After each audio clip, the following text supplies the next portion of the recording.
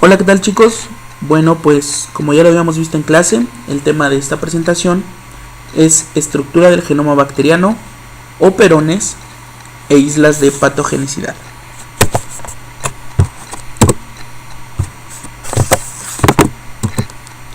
Bueno, como sabemos, toda la información genética esencial para la vida de una bacteria está contenida en una única molécula de ácido desoxirribonucleico o ADN de doble cadena y circular. En este caso nosotros lo conocemos como cromosoma, el nombre común. Asimismo presenta ADN extracromosómico, también circular y cerrado, denominado ADN plasmídico, el cual lo podemos encontrar dentro de los plásmidos. Estos ADN plasmídicos portan información génica para muchas funciones que no son esenciales para la célula en condiciones normales de crecimiento. Otros elementos del genoma bacteriano son los bacteriófagos y los elementos móviles o transposones, los cuales les explicarán en otra presentación más adelante. El ADN como macromolécula está compuesta por dos cadenas nucleotídicas, cadena 1, cadena 2. En este caso, forman una doble hélice.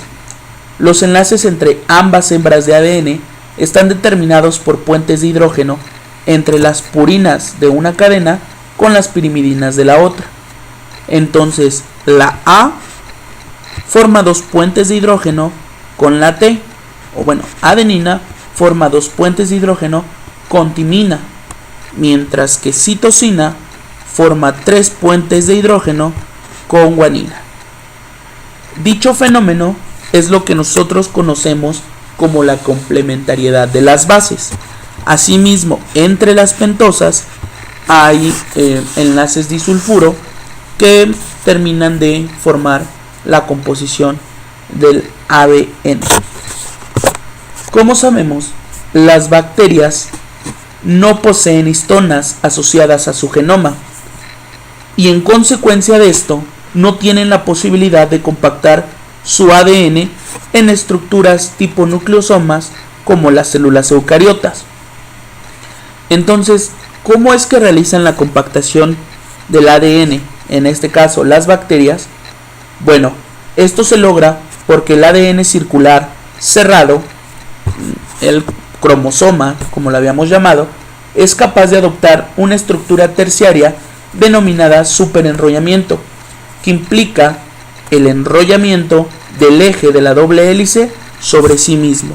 Esto lo podemos ver en esta figura. Este superenrollamiento tiene sentido negativo debido a que va al sentido contrario a cómo se enrollan las hebras del ADN. Esto es esencial para la bacteria, ya que es una fuente de almacenamiento de energía que puede ser usada en muchos procesos fisiológicos. Por ejemplo, la separación de las dos hebras de ADN necesaria para la replicación y la transcripción. Una vez terminado el tema de genoma bacteriano, vamos a explicar el tema de los operones. Para empezar, pues vamos a decir qué es un operón. Un operón se define como una unidad genética funcional formada por un grupo o complejo de genes capaces de ejercer una regulación de su propia expresión por medio de los sustratos con los que interaccionan las proteínas codificadas por sus genes. Este complejo o este operón está formado por genes estructurales, el cual en esta imagen lo mostramos como gen 1, G2 y gen 3. Estos genes codifican para la síntesis de proteínas que participan en vías metabólicas cuya expresión generalmente está regulada por otros dos factores de control llamados el operador y el promotor. En este caso, el operador El operador permite la activación y desactivación del promotor a modo de, pues podríamos llamarlo, un tipo de interruptor por medio de su interacción con un compuesto inhibidor, y de esta manera el promotor dará lugar ya a la expresión o a la represión del resto de los genes estructurales. Bueno, pues en este caso tenemos la imagen del operón de triptófano, el cual lo podemos ver aquí arriba. Nos muestra los genes estructurales, los genes que participan, que codifican para la síntesis de triptófano. Tenemos el operador, tenemos el promotor, y nos muestra cómo cuando hay triptófano en el medio se une al represor, y el represor se une al operador para no permitir que la RNA polimerasa inicie la transcripción. Este se le conoce como regulación negativa, y en el caso del operón lactosa igual, pues mostramos los genes estructurales, GenLac Z, GenLac Y, GenLac A, los cuales codifican para la síntesis de lactosa, el operador y el promotor. En este caso hay ausencia de lactosa en el medio, por lo tanto pues se une. Cuando no hay lactosa se une al operador, pero cuando hay lactosa aquí ocurre un cambio en el represor y ya no se puede unir al operador, y por lo tanto la polimerasa puede iniciar la transcripción. Este se le conoce como regulación positiva. El operón de lactosa, bueno, pues sabemos que es muy importante en ingeniería genética. Esto debido a las mutaciones que se presentan en los diferentes genes, en especial en el gen LAC-Z, ya que cuando hay mutaciones en LAC-Z elimina la actividad de la enzima beta-galactosidasa, que evita el metabolismo de la lactosa. En este caso, pues sabemos que la fuente preferida de carbono por E. coli es la glucosa, que se metaboliza mediante la vía de la glucólisis. Gracias a este operón, al operón de lactosa, la bacteria es capaz de utilizar lactosa como única fuente de energía y carbono, aunque para ello tiene que hidrolizar el disacárido en azúcares pues constitutivos y convertir la galactosa en glucosa.